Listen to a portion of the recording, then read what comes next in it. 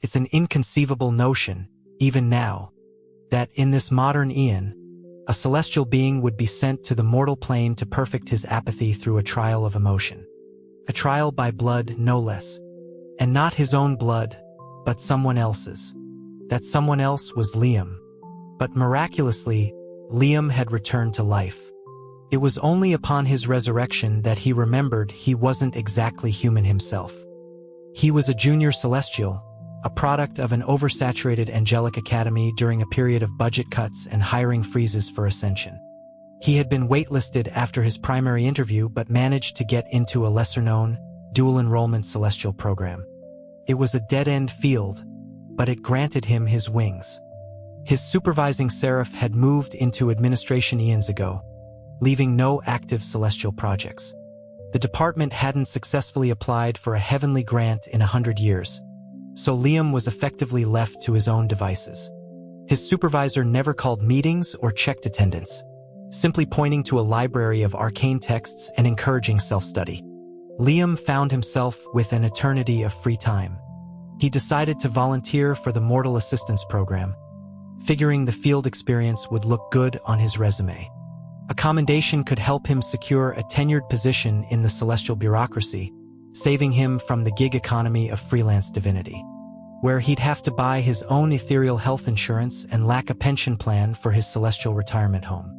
So he filled out the application on the administration's website, passed the physical, and after the public notice period, a telepathic message directed him to queue at the gateway.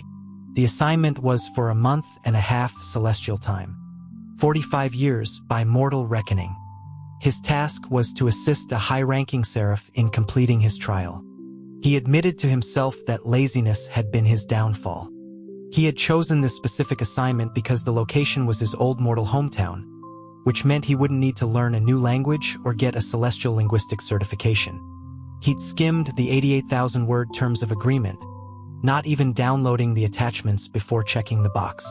He never imagined the assignment involved being reborn as an infant.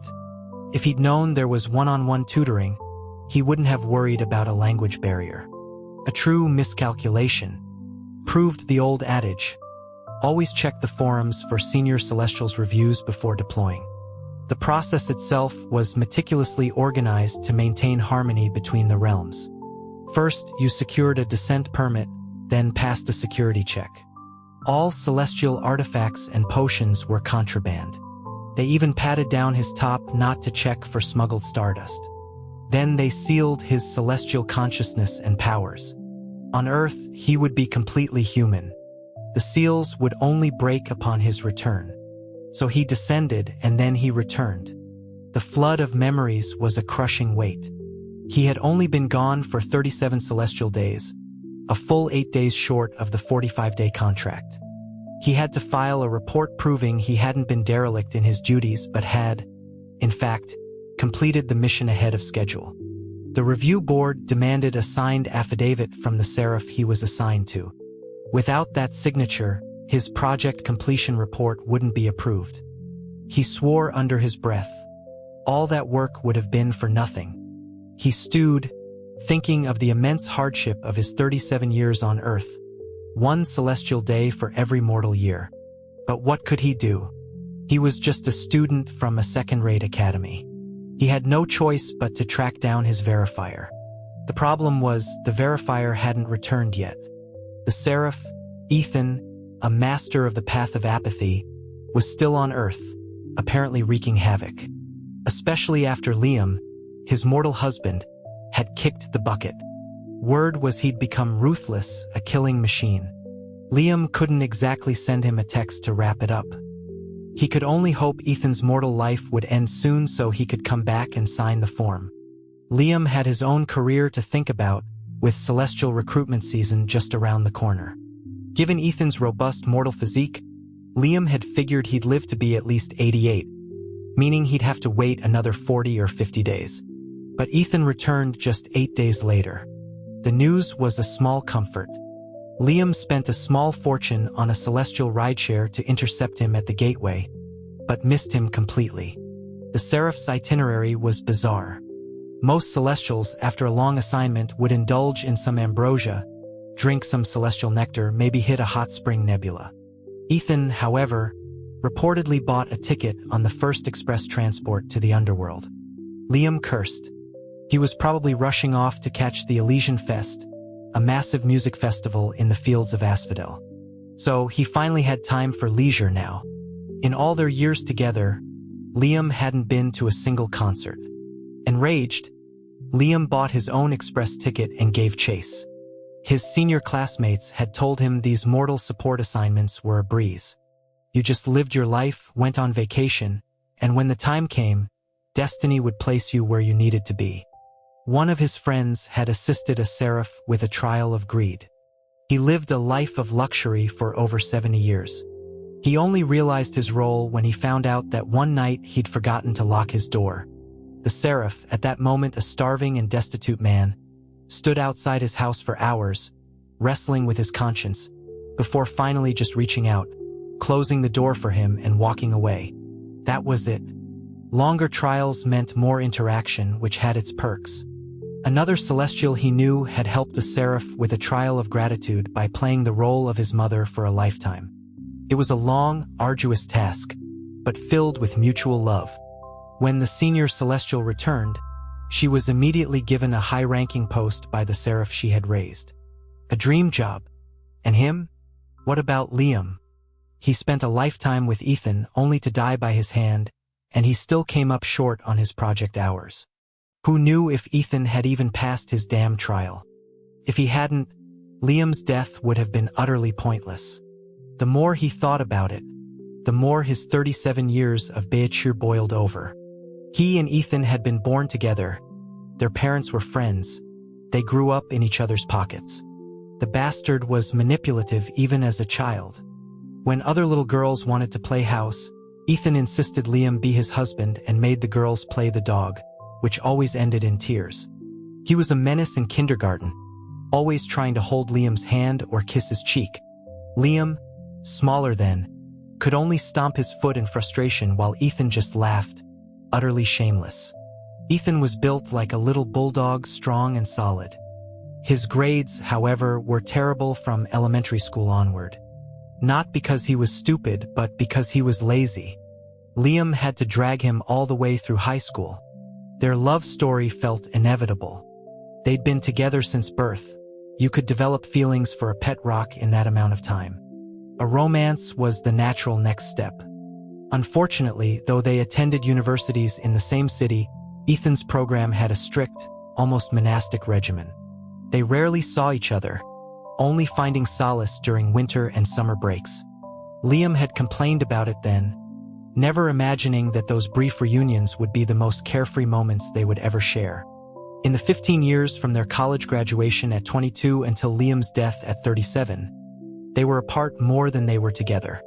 One moment Ethan would be on the couch, chatting about nothing, and the next, a single phone call would send him out the door. When he was on a job, he was incommunicado.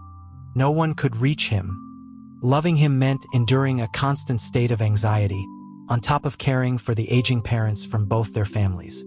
While his peers were out living their lives, Liam was already burdened with the responsibilities of a caregiver for 2 sets of elders.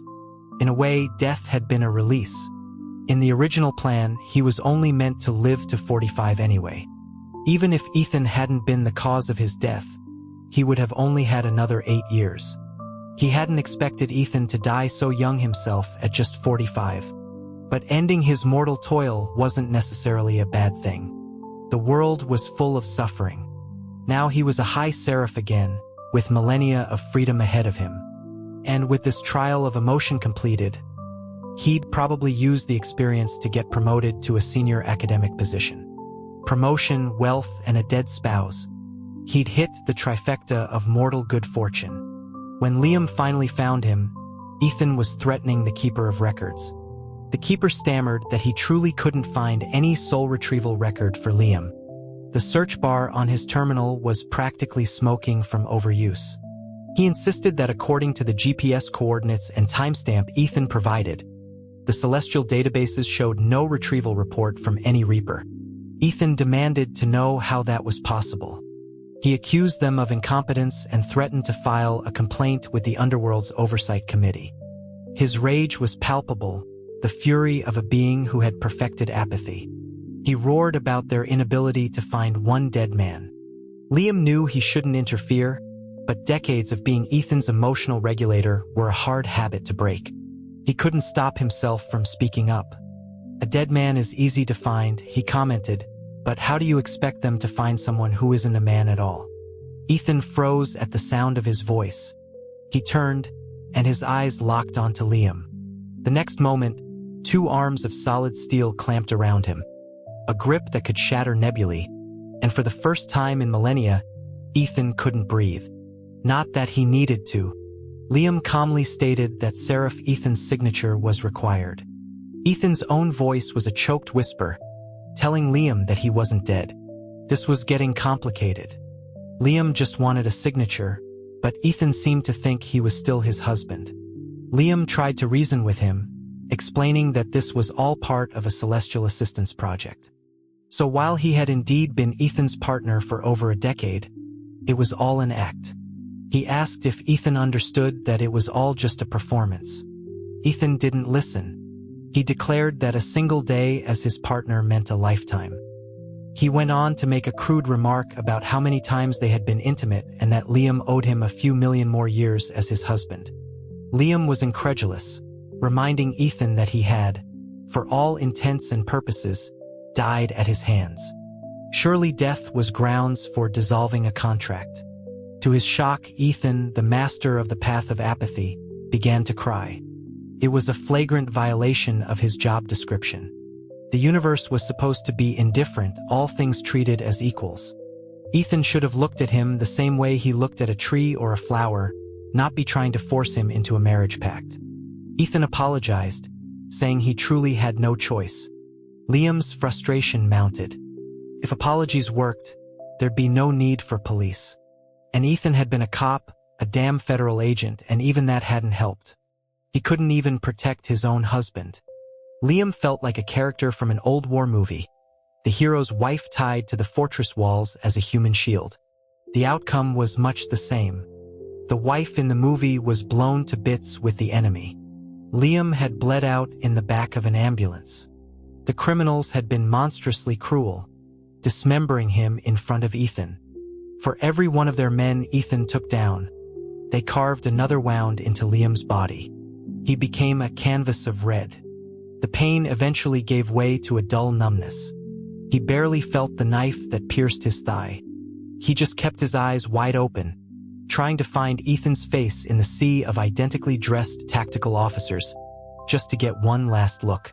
As they loaded him into the ambulance, Ethan's mission was still ongoing. He managed to grasp Liam's hand for a moment. It was scorching hot. Then Liam's consciousness faded. He was gone before they even reached the hospital. The next time he opened his eyes, he was back in the celestial realm, heading to the admin office to print his completion report. He tried not to pause because pausing meant thinking about him. Ethan was alive, that was all that mattered. Now Ethan was shaking him like a rag doll, making his head spin.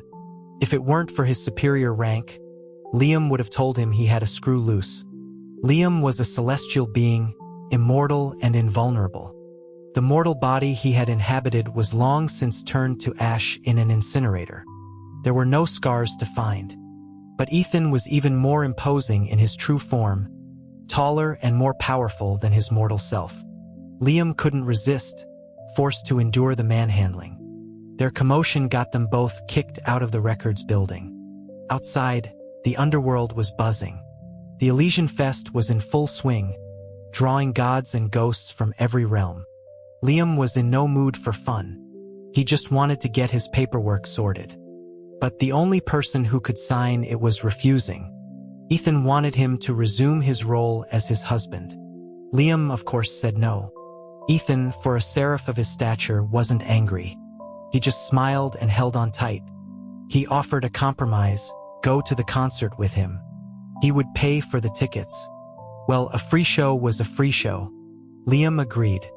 He used to love these things during his mortal deployment, but life got busier as he got older. He lost the energy to go alone. The last time he tried, he had planned to go with Ethan during his leave. Halfway there, Ethan got called into work. Liam, tickets already bought, went by himself. He didn't even see the end of the show before he was kidnapped and held hostage for days. A prelude to his own demise. The memory still soured his mood. He had no idea how Ethan managed to score VIP passes on such short notice. The festival was immense, featuring all the greatest superstars from human history. The talent and stage presence were electrifying. Liam was completely swept up, waving his arms on command like a sound-activated glow stick. In the middle of his enjoyment, a glance at Ethan sent a shiver down his spine. While Liam was watching the stage, Ethan was watching him, an unnerving, intense gaze. Liam asked him what he was looking at, telling him to watch the show. Ethan's reply was that he just wanted to watch him. He sounded like a creep, but he was smiling. He lowered his head, then looked up again, something glistening on his lashes. His voice was thick when he said he hadn't seen him in so long. Liam scoffed, telling him it had only been 8 days and not to be so melodramatic. In the thundering chaos of gods and ghosts, Ethan pulled him closer and called him a fool. His 8 days, he explained, had been Liam's 8 years. He told Liam how he had arrived at the hospital to find his body already cold. He had stood there as Liam's parents wept and cursed him, knowing that even if he offered his own life in penance, it would only result in another body to bury. He continued his work, dancing with death. After seeing both sets of parents to their graves, he suffered a severe injury on a mission. Though he survived, he was moved to a desk job. At 45, he took an early medical retirement. Liam had assumed he would be free of burdens, living comfortably on a generous pension, maybe even finding love again in his later years. Instead, he had used a shoelace to hang himself from a crossbar in his closet, a method so swift it was chillingly efficient. The news, when Liam saw it on the chronoscope, made him furious. He had just paid for a month-long subscription. If he'd known Ethan was coming back in 8 days, he wouldn't have wasted the money. He made a mental note to ask for a partial refund. He couldn't say this to Ethan, of course. It would only feed his ego, make him think he had Liam wrapped around his finger. Ethan's voice was a low murmur against his ear. He said he had thought he would never see him again. These high-ranking seraphs had tricks. He was a divine being, he didn't need a heartbeat. Yet he made his own heart thunder against Liam's ear, a frantic rhythm designed to sow confusion.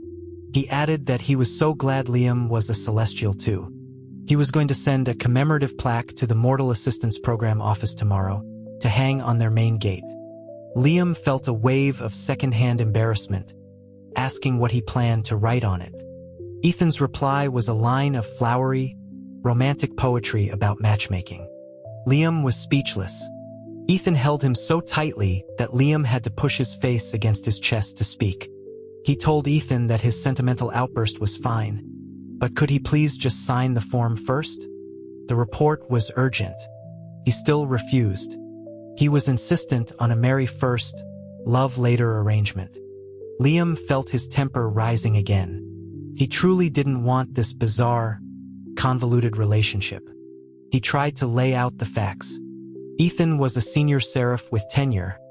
Liam was an ungraduated junior. Ethan had millennia of power. Liam had a few centuries.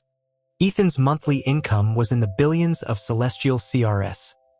Liam's student stipend was 930. He was getting parched from talking. Ethan cut him off by offering him 10 celestial estates and 3 private ley lines as a dowry, all notarized at the celestial registry. Well, what else was there to say? Liam agreed they should get their marriage contract registered immediately, the kind that binds their souls for eternity. He hadn't wanted to settle down so quickly, but the offer was just too good. On the long road of immortality, if one must have a companion, it might as well be a rich one. His mortal support project was finally approved. A resounding success. He had not only completed the mission but also secured the seraph as his husband. No one could call him mediocre now. He was a shoo-in for this year's Academic Excellence Awards and the celestial scholarship that came with it. He marveled at his own diligence. He could have just coasted on his husband's high rank, which came with a spousal appointment to a government job, but he was still committed to his education. An inspiration to all celestials. During an academy break, Ethan took him on a honeymoon back to the mortal plane. A seraph of his level could travel freely, while lesser beings like Liam had to fight for tickets on the Celestial Escapes app.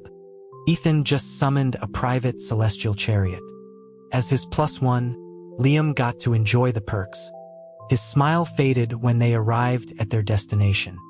The psychopath had taken him to his own grave. Liam remarked that he was being a bit rebellious. He stared at the horizon, his mood as dark as the gathering storm clouds. Of all the places to go, he had to pick this one. Liam told him not to make him relive the past.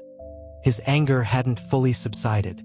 Ethan, oblivious, was meticulously pulling weeds and wiping down the headstone. He could have done it with a single flash of divine power, but he insisted on doing it by hand, a performance of sincerity. A true seraph, a master of theatrics. When he was finished, he pulled Liam down to sit with him, grinning. He said they were both in there. Liam was stunned. He had seen Ethan take his own life in the chronoscope and had immediately stormed off to find him, ignorant of what happened next. He hadn't known that Ethan had arranged his own affairs, which included exhuming Liam's ashes to place them together. The public grave was empty. Ethan explained that he had no right to be buried with him officially, so he had it done in secret. They had been together since they were children, he said. He knew Liam was afraid of the dark and couldn't bear the thought of him being alone. The storm clouds overhead had started to release a light rain, but on the other side of the sky, the morning sun was breaking through. The sunlight cast a reddish glow on Ethan's face, a mix of shyness and sorrow. Liam asked him a question. If he could do it all over again at that moment, would he still have watched him die? Ethan thought for a long time before giving the same answer. He apologized, saying he had no other choice. Liam stood up, startling Ethan, who grabbed his arm tightly, afraid he was about to leave him again. Liam's face was blank for a moment. Then he broke into a small smile, stood on his toes, and kissed Ethan's forehead. He remembered an old soap opera he'd watched during his mortal life. A character had said that a kiss on the forehead meant "I forgive you." He understood. Even if they relived it, Ethan would make the same choice. It was unavoidable. From the moment he put on that uniform and took that oath, he could never belong solely to Liam. It wasn't that Liam was magnanimous. It was because he knew that while Ethan's duty had forced him to abandon him, Ethan the man never had. The senior seraph was stunned by the kiss, clutching Liam's hand in a panic, terrified he would disappear again. His palm was still scorching hot, just as it had been in Liam's final memory. Liam sighed internally. What could he do? He loved even the detached, heartless parts of him. The sun shone in the east while rain fell in the west. A path that seemed loveless was filled with love. The 8 years after Liam left were my whole life. I saved countless civilians from the hands of criminals, yet I could not save my own love. Not only could I not save him, I had to leave him alone as he took his last breath. He was always so particular. A small grease stain on his shirt would send him into a cleaning frenzy. But his last outfit was soaked through with mud and blood, not a clean spot on it, as they carried him to the ambulance. I wanted to follow, to hold him in my arms and never let go. But I couldn't. Following orders was my sworn duty. The only thing I could do was what I used to do on our way home from school all those years ago, hold his hand for a moment. It was so cold. It felt as if all his blood had flowed into me, leaving him like ice. He was like a snowfall, turning my hair white before melting away in the spring. In my line of work, you live with your head on a swivel. I was never afraid of death, and after he was gone, I feared it even less. I charged into danger, pulling myself back from death's door several times. I never felt relief, only regret. I never believed in ghosts or gods. I used to laugh at him when he was too scared to go to the bathroom at night after a horror movie, even as I walked with him. But after he was gone, I hoped they were real. It was the only way I could comfort myself, with the fragile hope that I might see him again one day. Otherwise, the thought of him being all alone in that dark place would have broken me. After he left, I became fussy. I, who never bothered with an umbrella, began to worry at the first sign of rain. I would fret, what if he gets wet? But he was cruel. In the nearly 8 years since he'd been gone, he never once came to me in a dream. I dreamt of the monsters I had killed, of vengeful spirits, but never of him. He was so petty. Just because I couldn't properly take him to a concert. How could he hide from me for so long? I retired recently. The department told me to enjoy my life. I was only 45. If I stayed healthy, I could live for decades more. How long would I have to wait to be with him again? When would this endless waiting finally be over? I had served my country and cared for our parents. My duties were done. I had taken off my uniform. They told me I could find someone new, start a family, grow old surrounded by grandchildren. But all I wanted was to be with him. I had to find him, to apologize. I was wrong to make him carry so much for so many years. I was wrong for always canceling our dates. I was wrong for leaving him alone under the ground. I would do anything he asked, if only he would see me one more time. A dead man is easy to find, but how do you expect them to find someone who isn't a man at all? I hadn't cried in the 8 years since he left me. But the moment I saw him, I sobbed like a child. He asked me why I was crying. I just wanted to hold him, to etch him into the very fabric of my soul. It had been so long since I'd said anything tender. I felt clumsy and awkward. I could only stutter that I hadn't seen him in so long. He just smiled. He told me it had only been 8 days and not to be so melodramatic. Foolish pig. Seeing his carefree expression, I held him even tighter. A day in heaven is a year on earth. Your 8 days were my 8 years. Besides, how could I ever tell him that, until this very moment, I believed my longing for him was a life sentence without parole. I am so lucky.